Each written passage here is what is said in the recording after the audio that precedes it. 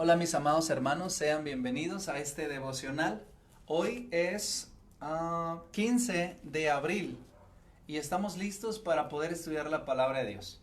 Antes de eso, déjenme decirles que necesitamos orar por nuestras autoridades, orar por nuestro personal médico y de salud en todo el país, también orar por nuestras fuerzas armadas, por la policía, porque estas personas son las que tienen que estar en la calle constantemente exponiéndose y tienen familia, ellos también tienen familia, son doctores, son médicos, son enfermeras que están trabajando para nosotros. Aunque nosotros estamos aquí en casa y aunque tú ahí en casita también estés resguardado y no estés en ninguna enfermedad, pero estas personas están atendiendo a otras personas que podrían o no tener parentesco o cercanía contigo, pero seguramente viviendo en la misma sociedad, cuidando a estos enfermos, te cuidan a ti. Así que vamos a orar. Y yo quisiera que inclinaras tu rostro allí en tu casa, en donde quiera que te encuentres. En este momento vamos a iniciar nuestro devocional orando por nuestras autoridades, por nuestros oficiales, ya sea de las Fuerzas Armadas o oficiales de policía, tránsitos, etcétera. Y también vamos a orar para que el Señor bendiga a todas las personas que trabajan en el sector salud. Padre, en el nombre poderoso de Jesús, desde este momento, Señor, nosotros como iglesia tuya, iglesia del Señor, estamos poniendo en tus manos, Espíritu Santo de Dios, a nuestras autoridades, nuestros gobernadores, Dios, nuestros presidentes municipales, en donde quiera que se encuentren las personas que me están escuchando, Dios, los ponemos en tus manos. Te suplicamos, Dios, que les des la oportunidad de tomar las mejores decisiones para el bien común, Señor. Te lo suplico, Dios, están en tus manos. También te pido, Señor, por las Fuerzas Armadas, el Ejército, la Marina, Señor, la Policía Militar. Señor, bendice a los policías, bendice a los oficiales de la ley, Señor, que andan en las calles, Dios, sobre su patrulla, trabajando, cuidándonos, Dios. Te suplico que tú los bendigas a ellos y a sus familias, Padre, en el nombre de Jesús. También te suplico, Señor, por los médicos, doctores, enfermeros, camilleros, afanadores, Dios, todas aquellas personas que trabajan en sector salud, así como administrativos, Dios, te suplico en el poderoso nombre de Jesucristo que bendigas a sus familias, que bendigas su salud y que, Padre Santo, les prosperes de una manera especial. En el nombre poderoso de Jesús oramos y te damos gracias. Amén. Hermanos, vamos a entrar en materia. Hechos capítulo 2. Vaya a su Biblia, Hechos capítulo 2, y hoy quiero analizar con ustedes del versículo 1 al versículo 13. El subtítulo de la Reina Valera 1960 es La venida del Espíritu Santo. Dice la palabra del Señor así. Permítame leerlo. Si usted tiene Biblia, por favor sígame con su vista allí en su casa. Y si están haciendo el devocional, pues compartan conmigo en esta ocasión la lectura, y si usted no tiene una Biblia a su alcance, escuche por favor con atención. Cuando llegó el día de Pentecostés, estaban todos unánimes, juntos. Y de repente vino del cielo un estruendo como de un viento recio que soplaba, el cual llenó toda la casa donde estaban sentados. Y se les aparecieron lenguas repartidas como de fuego, asentándose sobre la cabeza de cada uno de ellos. Y fueron todos llenos del Espíritu Santo y comenzaron a hablar en otras lenguas, según el Espíritu le daba que hablasen.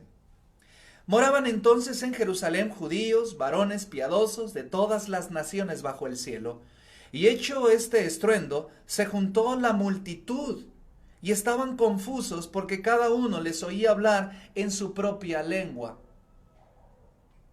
Y estaban atónitos y maravillados diciendo: mirad, ¿no son todos estos galileos los que hablan? ¿Cómo pues les oímos nosotros hablar, cada uno en nuestra lengua en la que hemos nacido? Partos, medas, elamitas, y los que habitamos en Mesopotamia, en Judea, en Capadocia, en el Ponto y en Asia, en Frigia, en Panfilia, en Egipto y en las regiones de África, más allá de Cirene, y romanos aquí residentes, tanto judíos como prosélitos, cretenses y árabes, les oímos hablar en nuestras lenguas las maravillas de Dios. Y estaban todos atónitos y perplejos, diciéndose unos a otros: ¿qué quiere decir esto? Mas otros, burlándose, decían: ellos están llenos de mosto. Vamos, Qué interesante pasaje acabamos de leer.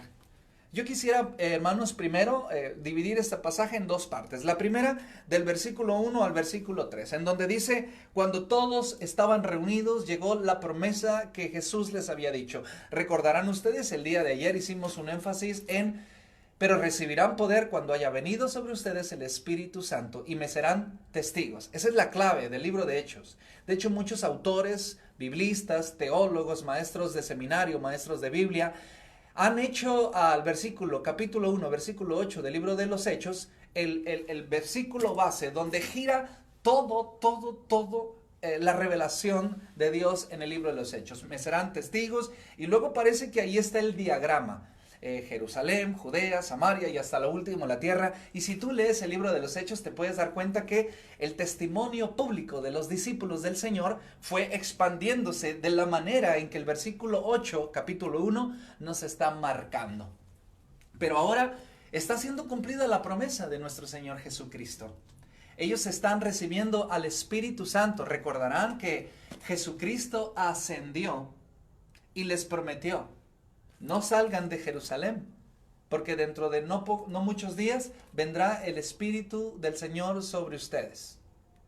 Y ahora está siendo cumplida esa promesa. Ahora está siendo cumplida y el Espíritu Santo está llegando. Mire lo que dice la palabra del Señor cuando llegó el día de Pentecostés. ¿Qué significa eso? Bueno, es una fiesta también, es una fiesta judía. Yo sé que hay una denominación cristiana evangélica que se llama Pentecostés o Pentecostal, que son términos que se pueden usar indistintamente. Pero se refieren a esto, precisamente la denominación Pentecostés, como Asambleas de Dios y algunos otros, amados hermanos en Cristo, que amamos y tenemos amigos entre ellos. Estos hermanos han puesto o han denominado su movimiento, su denominación, conforme a este pasaje. No por la fiesta judía, porque hay una fiesta judía que se llama el día de Pentecostés, que es 50 días después de la fiesta judía de la Pascua. Pentecostés. Es una fiesta judía. Aquí se está refiriendo a la fiesta judía, pero nuestros hermanos de la denominación pentecostal o de la división pentecostal han tomado este pasaje, pero por el énfasis del Espíritu Santo. Y está bien. Hermoso reflexión que los hermanos hicieron.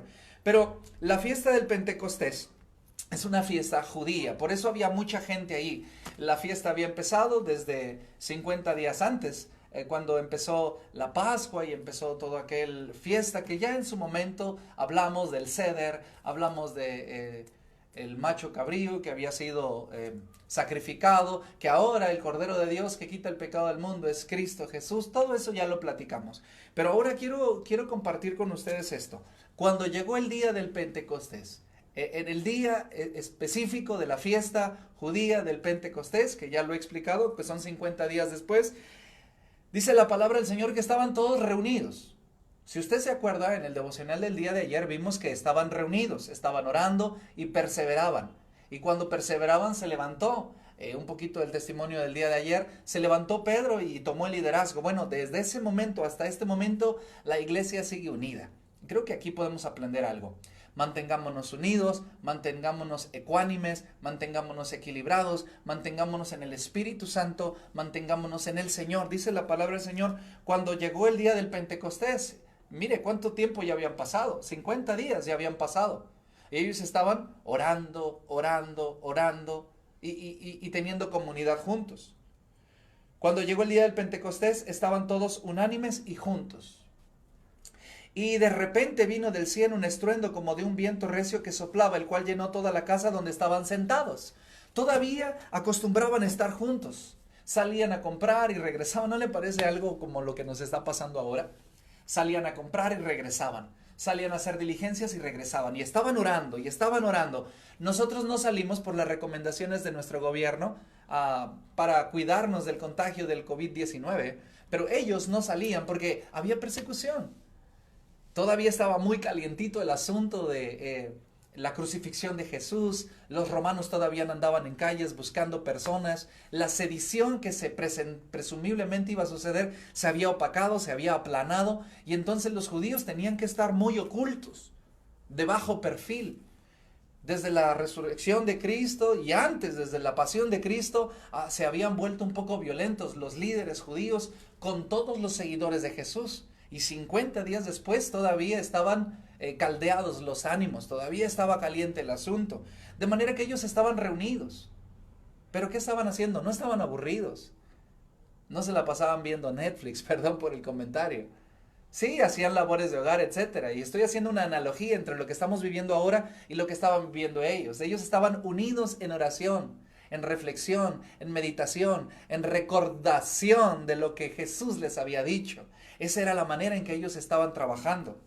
Dice la palabra del Señor que estaban unánimes, juntos. Y entonces de repente vino una acción sobrenatural.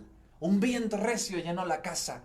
Y entonces dice la palabra del Señor que se aparecieron lenguas repartidas como de fuego, asentándose sobre la cabeza de cada uno de ellos. Ahora, la Biblia va a usar muchas figuras de lenguaje. Hay sinécdoques, hay prosopopeyas, hay metáforas, hay sinécdoques, pero ahora está usando un símil. Un símil es una figura de lenguaje que significa, un símil es algo parecido. Se menciona algo parecido para dar la idea de algo desconocido. Por ejemplo, se repartieron lenguas como de fuego. O sea, literalmente no eran lenguas de fuego. Porque hubiese quemado sus cabellos, hubiese ardido aquel lugar. Recuerden que están entre materiales inflamables. De manera que la expresión lenguas como de fuego es lo que, perdón por la expresión, lo que se le figuró al escritor, al narrador inicial. Y recuerden que estamos leyendo el libro de los Hechos. El libro de los Hechos es escrito por Lucas. Lucas está escribiendo el libro de los Hechos entre 60 y 67 de la era cristiana. De manera que esta información le llegó por la revelación del Espíritu Santo a Lucas a través de la investigación que él hizo, que describe el capítulo 1. Oh Teófilo, he preguntado diligentemente todos los acontecimientos y entonces él lo registra aquí. La tradición oral se mantuvo durante, no sé, varios años, 30, 27 años. Y entonces Lucas registra esto. Oye, ¿cómo fue aquello? Bueno, se le aparecieron lenguas como de fuego. Es la perspectiva, es la forma, pero es una descripción de lo que está pasando. No sé si fue algo luminiscente, no sé si fue algo radiante, no sé qué pasó, pero al escritor del libro de los Hechos dicen lenguas como de fuego. Y tiene bastante sentido porque hoy usado la palabra lenguas, porque la manifestación del Espíritu Santo inicialmente fue algo que ver con el lenguaje, con el uso de la lengua, con la transmisión de un mensaje. Mira, dice la palabra del Señor, y se les aparecieron lenguas repartidas como de fuego, asentándose sobre la cabeza de uno de ellos, cada uno de ellos. El Espíritu Santo entonces está llenando aquel lugar, está llenando a los hermanos, está tomándolos allí, pero no debemos olvidar el versículo 1, capítulo 1, versículo 8 del libro de los Hechos. Dice, y recibirán poder cuando haya venido sobre ustedes el Espíritu Santo. Y recuerde, la vez pasada analizamos, bueno, el poder no es para usufructo personal, para que tú lo tomes para sí. Hago esto, y entonces tomo dinero, y entonces tomo eso. No. No. El poder del Espíritu Santo es para beneficio de la iglesia y para ser testigos. Y entonces no olvidemos eso, me serán testigos. Y entonces las lenguas, ¿qué propósito tienen? Las lenguas de fuego en la cabeza. Y fueron todos llenos del Espíritu Santo. ¿Cuáles son las manifestaciones del Espíritu Santo? Esa es una buena pregunta que quizá nos deberíamos tomar varios devocionales para poder hablar de esto. Pero veamos al texto. Dice la palabra, y fueron todos llenos del Espíritu Santo. Alguien podrá preguntar, pastor, ¿y qué pasa cuando uno es lleno del Espíritu Santo? Empieza a brillar, le sale una aureola, empieza a levitar, se cae. ¿Qué pasa? ¿Qué pasa? Bueno, yo no le voy a contestar. Vamos a ver qué nos dice la Biblia. Dice, y fueron todos llenos del Espíritu Santo y comenzaron a hablar en otros idiomas, en otras lenguas, según el Espíritu le daba que hablasen. ¿Y qué hablaban? ¿Qué decían? ¿Cuál era el mensaje? ¿Era inteligente el mensaje? ¿Era comprensible el mensaje? Es decir, había un emisor, había un receptor, pero había mensaje, era comprensible. La palabra dice lenguas, pero perfectamente podemos sustituir o identificar la palabra lenguas como idiomas. porque la palabra lengua se usa indistintamente como idioma, a pesar de que también la usamos para referirnos a nuestra lengua. La lengua española, la lengua inglesa, la lengua alemana, las lenguas romances, que son todas aquellas que se definen o se derivan del latín, el portugués, el italiano, etcétera, el español mismo. Dice la palabra del Señor, y fueron todos llenos del Espíritu Santo y comenzaron a hablar en otros idiomas, según el Espíritu les daba que hablasen. O sea que el Espíritu Santo, ¿cómo te puedo explicar? Codificó el entendimiento y el idioma de estos hombres para que las grandezas, las suficiencias, las virtudes, las maravillas de Dios que ya habían sido almacenadas en su cabeza por la experiencia de andar con Jesús, por la experiencia de estos 50 días meditando en la palabra del Señor, ahora las podían expresar. No las habían podido expresar, pero ahora las están expresando. Pero si lo hubieran hecho en griego o quiné, lo hubieran hecho en arameo, que era el idioma que se hablaba, o lo hubieran hecho en hebreo, solamente un grupo muy reducido, muy reducido de personas hubiesen escuchado la palabra del Señor. Pero ¿por qué el Espíritu Santo les están dando otros idiomas? Porque era necesario. Recuerde, Hechos 1:8, y me serán testigos. Exactamente.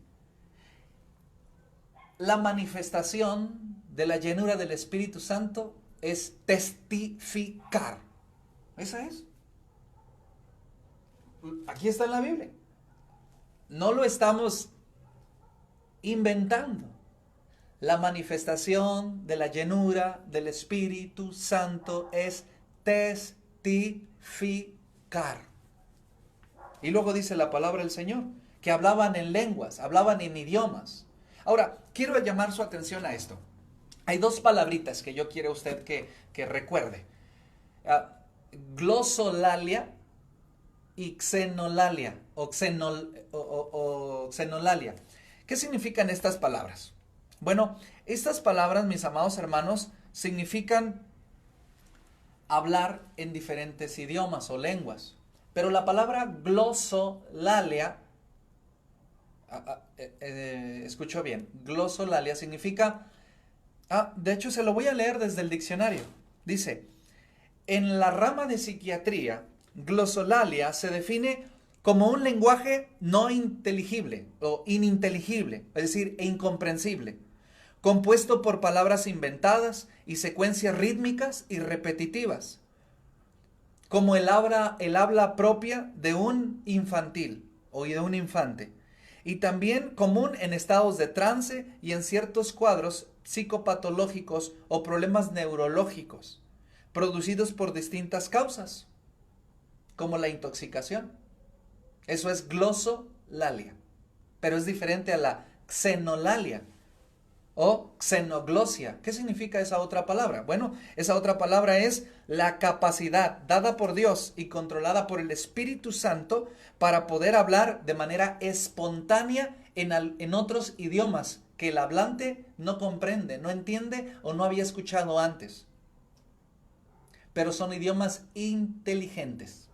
Esa es la gran diferencia entre xenolalia, que es lo que hay aquí, y glosolalia, que es lo que no hay aquí. Lo que está pasando aquí es que los discípulos están hablando. Y otra vez, no me crea a mí. Mire lo que dice el texto. Y estaban atónitos y maravillados diciendo, miren, versículo número 7, ¿no son galileos todos estos los que hablan? ¿Se está entendiendo? No son galileos, no son oriundos, originarios de aquí de Galilea, estos que están hablando, dice la palabra del Señor. ¿Cómo pues les oímos nosotros hablar cada uno en nuestra propia lengua? Podemos sustituir la palabra lengua por idioma. Estoy usando Reina Valera 60. Dice, ¿cómo pues les oímos nosotros hablar cada uno en nuestra lengua en la que hemos nacido? Partos. Y ahí va a empezar a nombrar ciertas regiones del mundo antiguo, que usted fácilmente podría tomar un mapa para poder ubicar Media. Mire, dice, Partos, que es un gentilicio. Es decir, un gentilicio es una palabra que designa o define el origen de una persona. Por decir, yo soy tan pequeño Aquí en León son leoneses. Ahí dice partos de la región. Dice medos de la región de Media. Elamitas de la región de Elam. Los que habitamos en Mesopotamia, Judea, Capadocia, Ponto y Asia. Usted puede estar leyendo que todos esos son gentilicios. Es decir, mira, nosotros venimos de tal parte, de tal parte, de tal parte, de tal parte y de tal parte. Y cada uno de nosotros tiene nuestra lengua materna. Y estos están hablando las maravillas de Dios en nuestro idioma, en nuestra lengua, de la que nos enseñó nuestra mamá.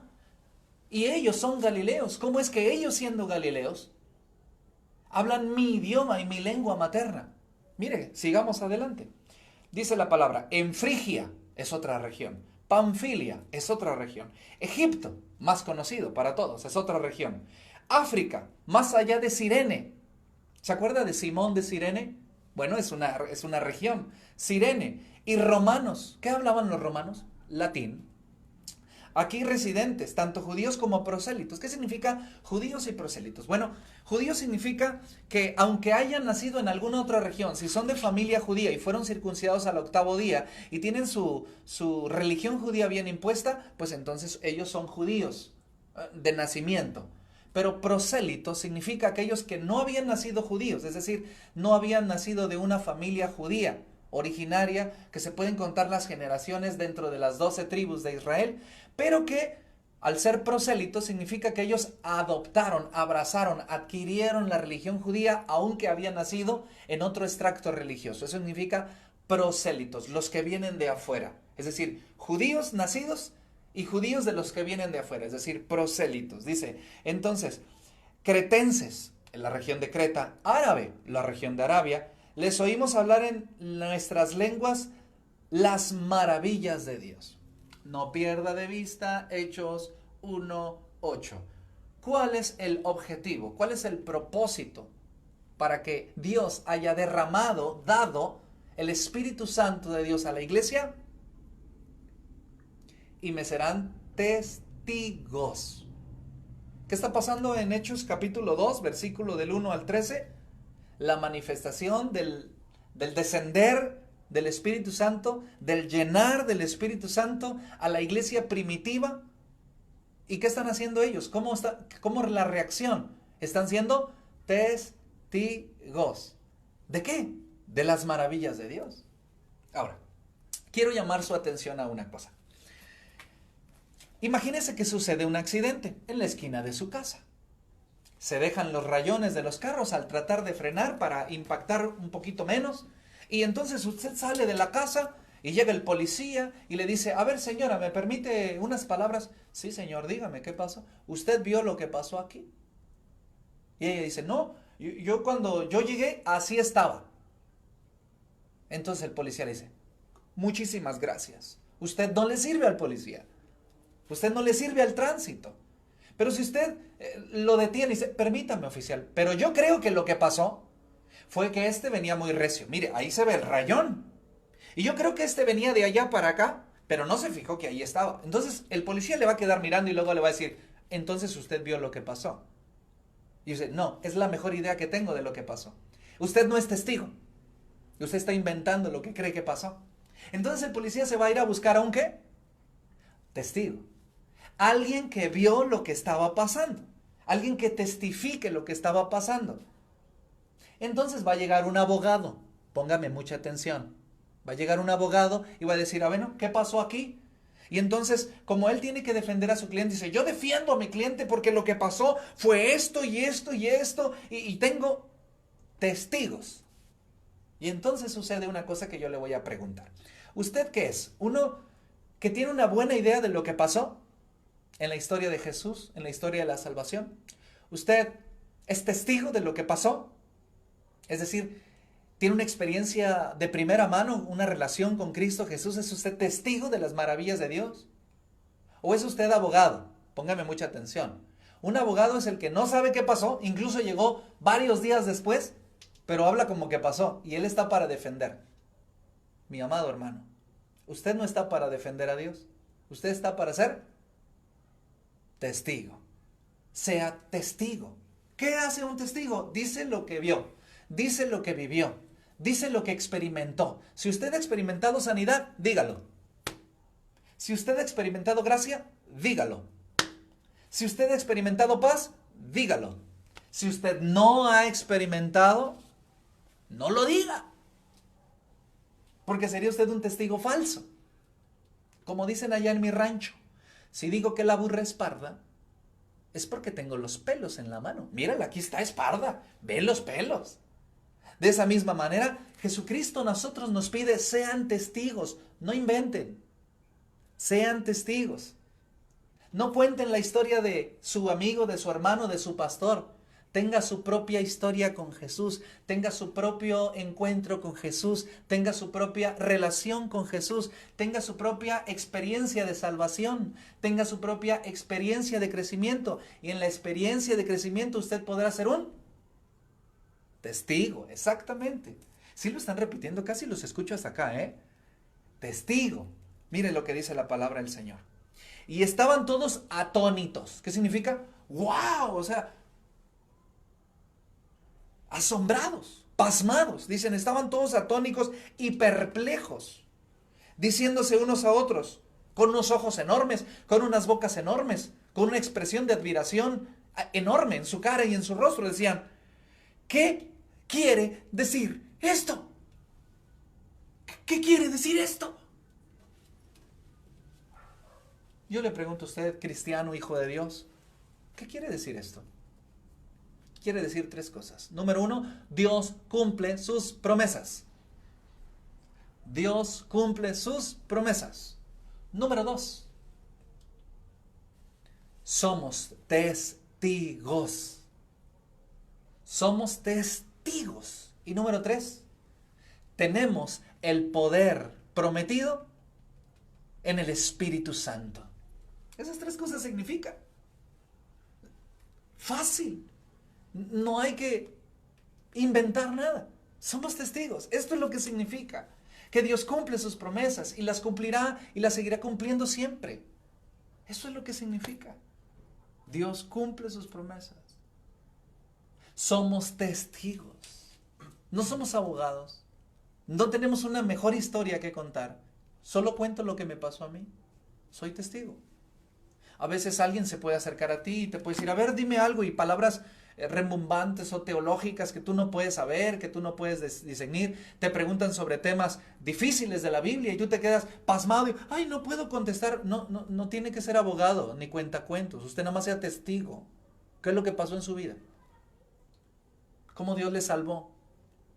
¿Cómo Dios hizo de gracia con su vida? ¿Cómo Dios le ha provisto? Cuente su historia nada más. Sea testigo. Porque tiene él, tercera cosa, poder. Poder del Espíritu Santo. Usted tiene poder en el Espíritu Santo para poder ser testigo. Usted no tiene poder para otras cosas. Usted tiene poder para ser testigo. Porque Hechos 1:8 dice, y me seréis testigos cuando haya venido sobre ustedes el Espíritu Santo. Ahora, al final dice, mas otros burlándose decían, estos están borrachitos o están llenos de mosto. No lo voy a tocar hoy, lo voy a tocar mañana. Es donde Pedro se levanta y predica aquel maravilloso sermón en donde se convierten 3,000 personas. Pero yo quiero concluir en el momento para decirle, hermano amado en Cristo, estamos en un tiempo en donde debemos entender estas tres cosas. Dios cumple sus promesas. Dios cumple sus promesas. Nosotros somos sus testigos y tenemos el poder del Espíritu Santo para la gloria del Padre. Así que le voy a pedir un favor. ¿Cree en Dios? Ahora créale a Dios. Créale a Dios y camine en fe. Termino este devocional con una enseñanza que un hermano cubano, ojalá y nos vea por ahí, el hermano Abdías Frometa, que le mando un fuerte abrazo, lo conocí en Cancún, Quintana Roo. Él fue el primero que yo le escuché esta frase que dice, mi hermano, tú da el paso que Dios pone el piso. Iba a hablar en cubano, pero todo el mundo se iba a reír. Mi hermano, usted da el paso que Dios pone el piso. Y yo creo que esa frase se quedó grabada en mi corazón. Después se la volví a escuchar a otros hermanos también originarios de Cuba. Pero es cierto, mis amados hermanos. Vamos a dar el paso y Dios va a poner el piso. Eso es andar en fe. Eso es vivir en la gracia. Oramos al Señor.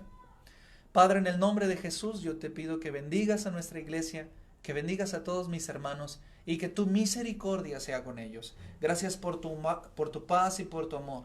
Bendice nuestro México, Dios. Bendice América Latina, Dios, en el nombre de Jesús. Y que tu palabra en nuestro corazón abunde en fruto eterno de testimonio, de poder. En el nombre de Jesús. En el nombre de Cristo Jesús. Amén. Que el Señor les bendiga, hermanos. Cuídense. Adiós.